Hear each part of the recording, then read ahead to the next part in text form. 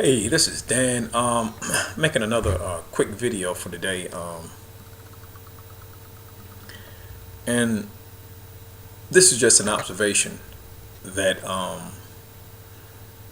I've made over the years.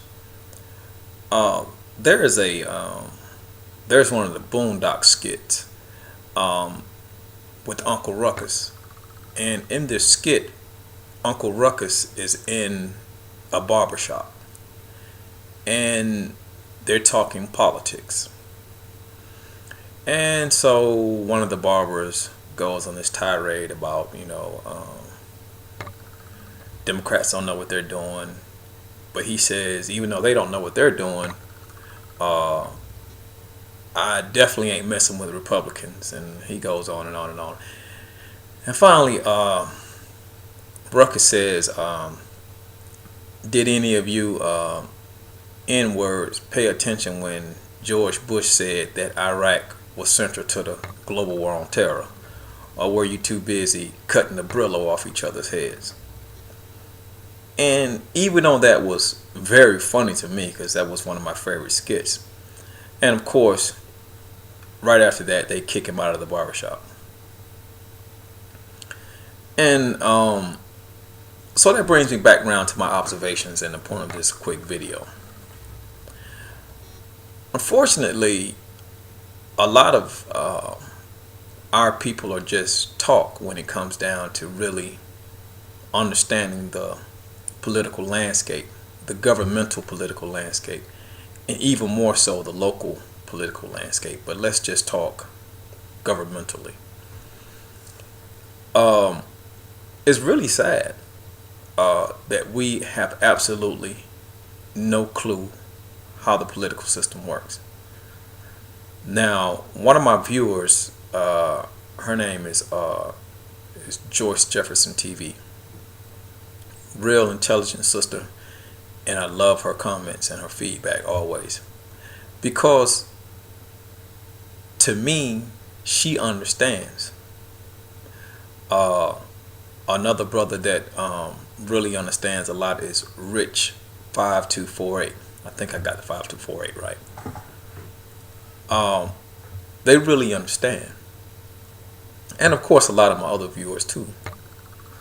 But what I mean by that is, I've made several videos trying to explain basically the ineptitude that presidents find themselves in. And the almost classic slave owner slave relationship that we in America still find ourselves in today. Meaning, I'm reading a book right now called I can't really think of it now because I'm reading several books now, but it's basically it's called American Revolutionary, and it's about Thurgood Marshall. And Thurgood Marshall didn't see any usefulness with marching like Martin Luther King did. He didn't see any usefulness with being a radical like Malcolm X was. And the reason why he didn't see any usefulness in those things, because if it's not law, it doesn't matter. So Thurgood Marshall was a unsung hero because he really put everything into the forefront as far as laws were concerned. That was his main function. Brown versus Board of Education is one of his famous cases where he actually integrated schools, and not so much as wanting black kids to be around white kids, but to receive from the federal government funding for education. That was the main thing of that. A lot of people are integrationists, and that's fine.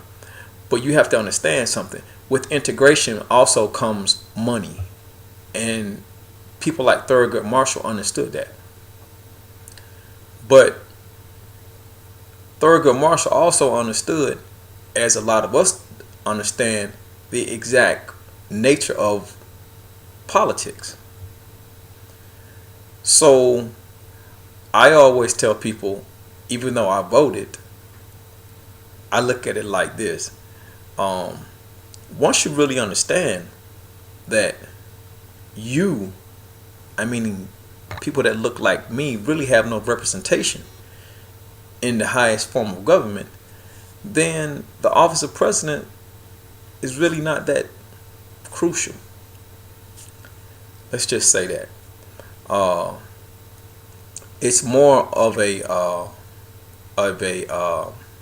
how you say, a moral victory versus anything that can be um, um, touched for real.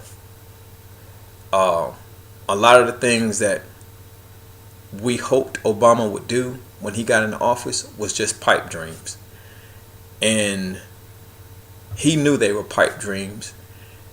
But it wasn't like he gave us those pipe dreams. We gave ourselves these dreams because mainly of our lack of understanding, and we put too much onus on him to do things that he would never ever be able to do for us as a whole, meaning the African American people who are still in a state of disenfranchisement inside of this United States of America. All you have to do is just look at the numbers. You know, it's sad that a lot of people don't even know how many Congress people there are in Congress. It's sad that a lot of people don't know how many U.S. senators there are.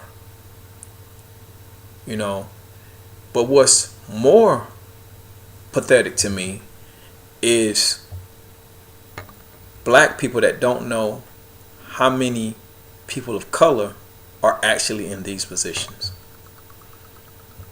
You know, it's bad enough that you don't know what the total number is that's supposed to be representing you in the highest form of government. But you don't know who the people are that are in these positions, and you don't know how many people of color are actually there. And I've done videos on this in the past, but once you find out the real numbers, you would be very, very shocked. You'll have a moment of clarity when you realize that for a person of color, the office of presidency really is a moot point in so many ways as far as getting something done for these people who were brought here against our will and who still find ourselves disproportionately affected by slavery. And it's not an excuse to say, well, I don't have this because of slavery, because I never used that. But things have to be made right. Just like things were made right with every other group of people that have ever been affected as a whole, especially in America, but let's just say around the world. And need I not name those groups? Because we know everyone has gotten their just due except for us. So, you know, it's kind of like trying to push a needle through a brick wall. The Congress and the United States Senate is Obama's brick wall. And once you find out the numbers, people, you'll see that win or lose, it really didn't mean a thing. Peace.